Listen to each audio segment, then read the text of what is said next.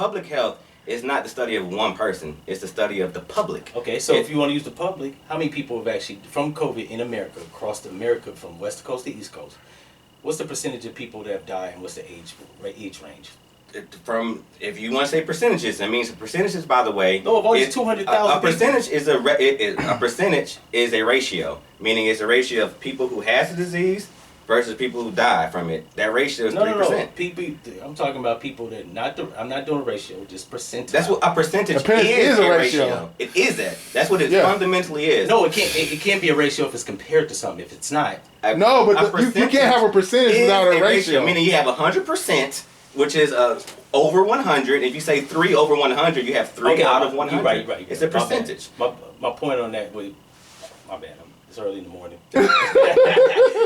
Brain heat in certain areas, a little rusty. What I'm saying, some Henny, man. You get you right. Nah, that'll slow. I got shot. Okay. I might take a shot. Hey, I take shots all day. Yeah. What I'm saying on that, I see a lot of people keep going to like people that just contracted it. I don't care about if you contracted it. Why? Why don't you care if you contracted it? Because those are the people who are contagious. Because the deciding factor hasn't happened yet. I can't say if I get the flu, I may not have the same symptoms as you. I may not be sick one day and continue to go to work. But you're contagious.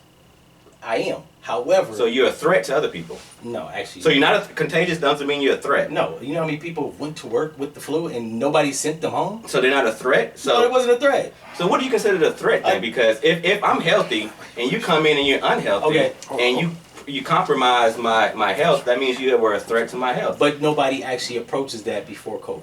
You weren't going... I worked in the food industry, right? I was a cook. Right, so you can't bleed all over the food, right? That's a bloodborne. No, that's not the same thing. When you go to work as a cook, they have signs that says if you have a communicable disease, let your boss know. Right. Nobody does.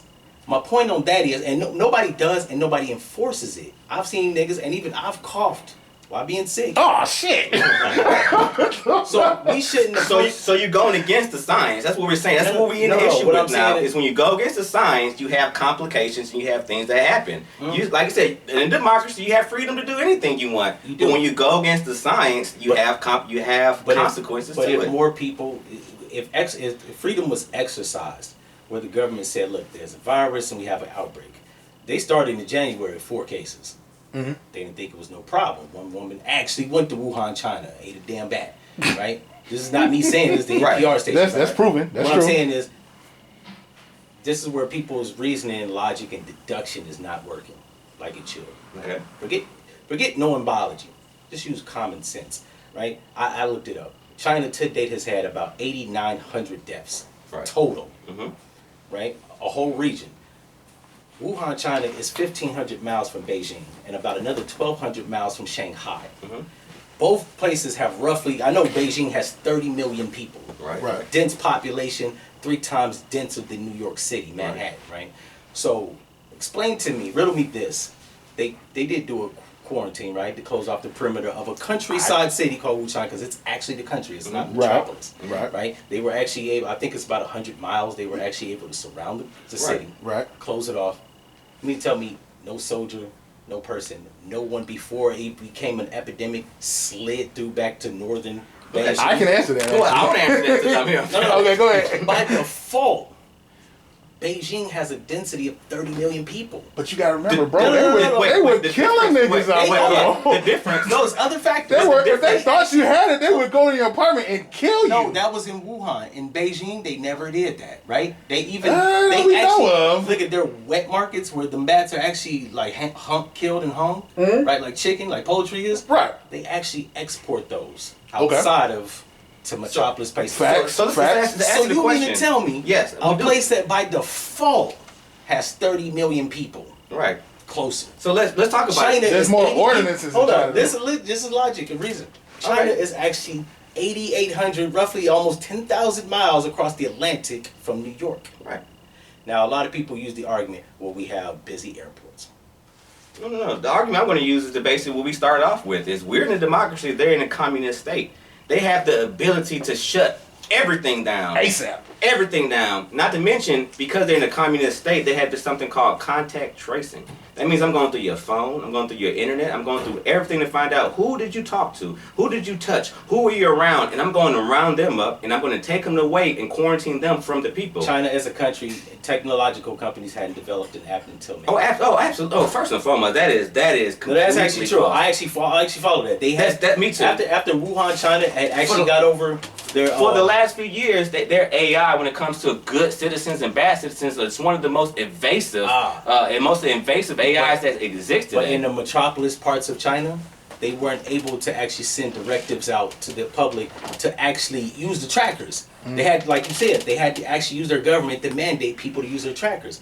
In that time that they wasn't using the trackers to actually be a good citizen, to actually report who they come in contact with, there's a time frame where motherfuckers just walking around, coughing, sneezing, infection, like right. And even if it's like a week, it's still a week. It is a week. Good point. Closer Good point. proximity. Good That point. is just logical thinking. Good point. What's 1,500 That's a valid- miles away. that's a valid point. How does a virus go all? It didn't skip an animal or skip another human and somebody slide through the perimeter to another metropolis city in China. It skipped all the way across the pond, the Atlantic, and came to infected people. The first case was actually in Chicago, so it didn't even go to New York, which is a more densely populated state than Chicago, Illinois, right? So once again, if you say we're going to go with, like you said, he wants to use logic. So once again, the first thing I said was there's an equation called the logistical equation. This logistical equation is a biological method where they study basically how infectious diseases actually propagate throughout the public. It is a model. It uses different models. How long has a person had it? Are they asymptomatic? Are they X, Y, Z, B, C, D, whatever? Hold on, but if you're asymptomatic, you can't spread it. Yes, you can. No, you can't.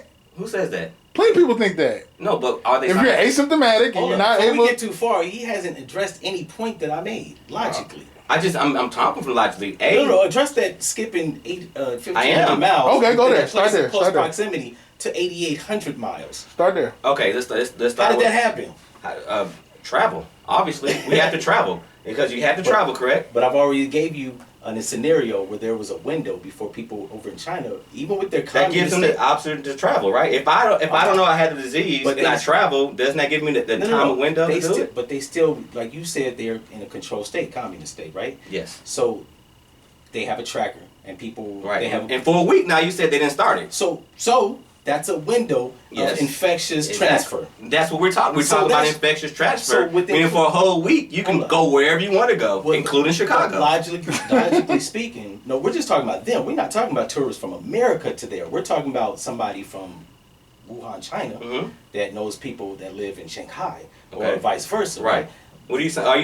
Are you saying within a week it's impossible for people to spread diseases in a globalized world within a week? Because right now I can jump on a plane and go to Wuhan if not right now because they closed the borders. Yeah, you can't go to Europe. Right, exactly. But it wouldn't take me one day to go from here to another state. Okay. Now imagine 24 hours. You know how roughly 1,500 miles is in time frame travel? Yes, exactly. Because they travel 600 miles an hour, you do 1,500 divided by 600. It's really like 1,500 miles. It's roughly about 50. So in science, 10 hours. Right? Now imagine you're a scientist, for example, or a person who travels a lot. Because I travel a lot. You can easily travel you can hit 2-3 places within a week. Okay. But without having any symptoms. From Atlanta to, let's say, Shanghai. Shanghai, let's do it. Let's 22 hours, let's say. It takes 24 hours. One day. So 1,500 miles, it takes 10 hours. Okay. Half the time. So you mean to tell me in half the time, they can't actually transfer a virus to more people in a densely populated place? I'm saying that's what happened. But the double... That's exactly what happened. No, but he's saying that it didn't. He said it didn't happen. You mean to tell me in half the time, one person... It only takes one person that has a virus. It doesn't take a million. It takes one person. Right. You mean to tell me, listen, logically, not one person, even a soldier, if they seal the perimeter around Wuhan, well, China... That was a week later, though, right? We already said that is a week of time Wuhan before. actually responded within 4 days. Okay, so we still have 4 days. We're talking about I'm giving a scenario on a week that the government, because see, they're different provinces. So they're not the same. Well, let me Detroit isn't like Atlanta. Atlanta's... Well, we have to talk about, what we're talking about is that, the virus, when the virus spread, for example, was inside of a biological like a research lab. A research lab. Yeah. Okay, so let's talk about research. Research, usually if you're a researcher, you have different places that you go to speak about your research. There's more than, he could have affected anybody in that research, and they can travel wherever they want to travel. Because, for example, my professor will be in Atlanta today, and then he can be in Norway tomorrow, and within 2 days he can be somewhere in Europe or something. Okay, but just using common sense and reason and logic, you mean to tell me that while a Chinese laboratory researcher could have come to America, or could have went to somewhere else and or infected somebody who then came to America, yes. Okay. Or he could have just went to other places, which is more probability of him going to another place in China. Like if I'm a researcher in Atlanta, yeah, I can go to Norway, I can go to Sweden, I can go to Switzerland, Africa, right? Right. What's the chances that I might go to Detroit or Virginia or New York more than I might go to outside of the country? Let's do the chances. A lot more frequent, right? But we have to remember that this is a researcher. This is not me. This is not you. This is a person who actually travels a lot. And according to the reports on NPR, right? Every researcher that worked at that laboratory in Wuhan hadn't left the province of Wuhan.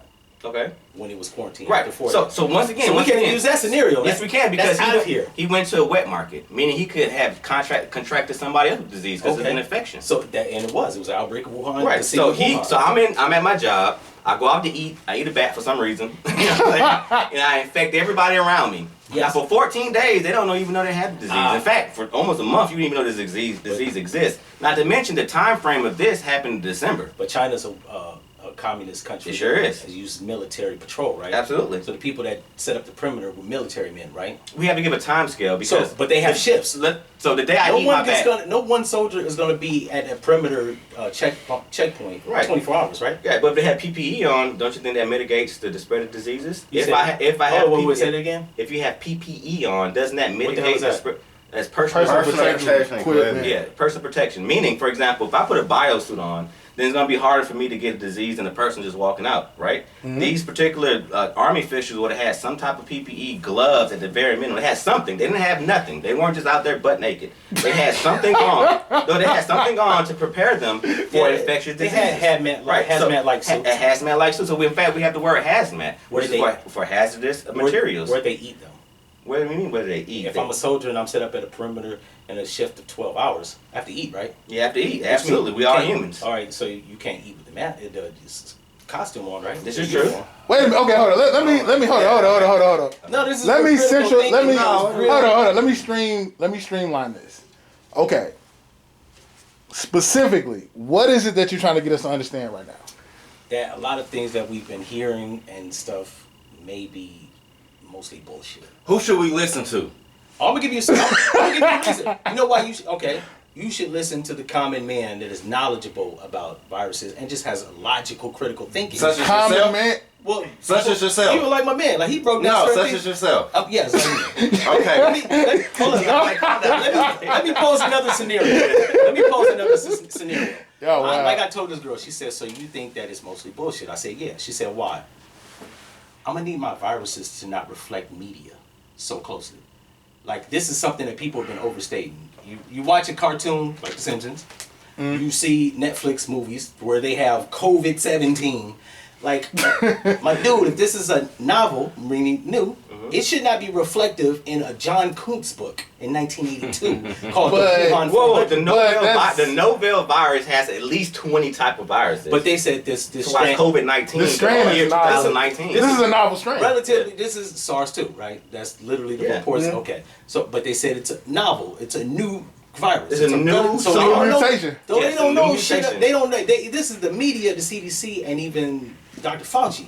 The relatively new virus, we don't know much about it. It's a new mutation of a virus we know about. Okay, if that's the case, I'm gonna need my media to not be reflective of the. See, well, let's go past the media. I give you the media is not. The media is. You're claiming. You're specifying that the media is the end all be all. No. The first thing I did was go research actual academics. The academics. What were the academics saying? Now the common man is not gonna go and have access to the academics. Hey, but the academics are bought and paid for, homie. Bought and paid for? They're bought and paid for. That's what he said. Because the first thing I did was look up to make sure it wasn't created in the lab. That was the first conspiracy was that the Chinese made it in the lab. I don't believe it was made in the lab. I believe it comes from an animal. It came from an animal. So you think it's organic? He said he just believes to the point that America has hijacked it to make it congressional, what'd you say, economic, congressional, private. What up, dude? What up, dude? What up, dude? They were trying to free up money from Congress, right? Okay. If I'm Donald Trump and I want my economy's going good and I want it to go even better, right? I would need something to get more money to keep it, because our money's indicative. And you said they use the virus as that means, right? PPE loans, unemployment. So this is planned. It's planned. Okay. It's planned. Like you can't think this is planned. Yes. You saying that the infectious disease that has now jumped to nearly 100 countries, it was planned? I'm gonna tell you why. Who planned it? Let him expound on it. Let him explain. That was a good question. Who planned it, right? Okay. If I knew, now keep in mind, I'm gonna give you a scenario. I'm Joe Schmo nobody. I'm not that bright. I'm not a scholar. I don't have a degree. I'm gonna give you a scenario from a person that has none of that shit. Mm-hmm. If I'm an administrator and of government, and I'm watching TV, listening to radio, NPR, there's a breakout of a virus of COVID-19 in Wuhan, China. Yo, Mr. President, I think we have a scenario that we can say it's over here. Now, it may have gotten over here, but I don't think it could have exacerbated to 200,000 deaths, right? But I do think it killed some people. But I think most of those people died from shit they were going to die from anyways, like pneumonia. They just would have, right? So if I want to get money from Congress... But when you say you think... Hold on. Let's finish. If I want to clamp down on people's, like you say, rights and liberties, right?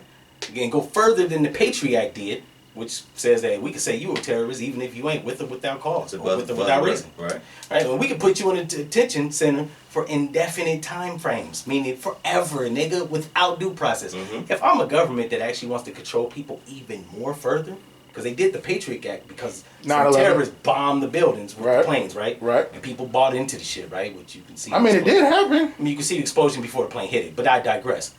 If my administration was that unscrupulous and that corrupted to pass the Patriot Act that allows the government to essentially deem you a terrorist if you speak out, that's totalitarian, but whatever, right? If I